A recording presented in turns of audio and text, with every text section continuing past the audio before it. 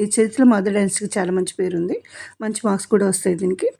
మగధ సామ్రాజ్యానికి తొలి రాజధాని ఏమిటి? పాటలిపుత్ర, రాజగృహం, తక్షశిల, ఉజ్జయిని. ఆన్సర్ రాజగృహం. ఆన్సర్ రాజగృహం. ఇక్కడ కింద కనిపిస్తుంది చూడండి ఇమేజ్లో. నెక్స్ట్, అజాతశత్రు ఎవరి మీద యుద్ధం చేసి తన సామ్రాజ్యాన్ని విస్తరించాడు? కోసల, వస్త, లిచ్చవి, అవంతి. ఆన్సర్ లిచ్చవి. లిచ్చవి రాజ్యం మీద యుద్ధం చేశాడు.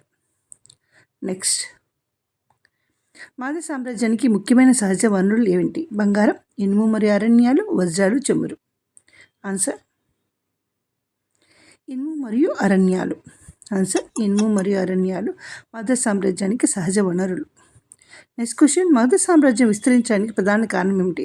సముద్ర వాణిజ్యం, శక్తివంతమైన సైన్యం, సారవంతమైన నేల, పైవన్నీ. ఆన్సర్ పైవన్నీ. నెక్స్ట్, మగధ సామ్రాజ్యం తర్వాత ఏ వంశం అధికారంలోకి వచ్చింది? గుప్త, మౌర్య, హర్యాంక, శుంగ. ఇది చాలా ఇంపార్టెంట్. ఆన్సర్ మౌర్య వంశం. ఓకే, మౌర్య వంశాన్ని స్థాపించింది ఎవరు తెలుసా మీకు? Thank you.